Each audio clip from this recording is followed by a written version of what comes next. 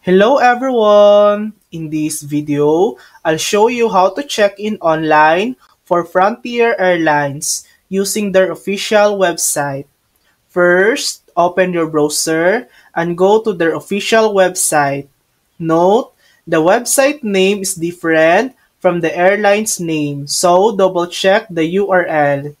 On the home page, look for the second option at the top menu called My Trip or Check-in. Click on it. You'll need to enter your last name and confirmation code. Important, you can only check in within 24 hours before your flight's departure. If you try earlier than that, the system won't allow you to check in.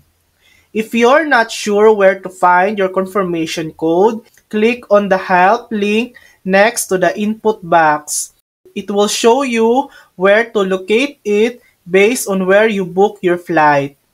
Once you've entered the required information, click the button to continue. If you have a valid booking within 24 hours of departure, you'll be guided through the check-in steps.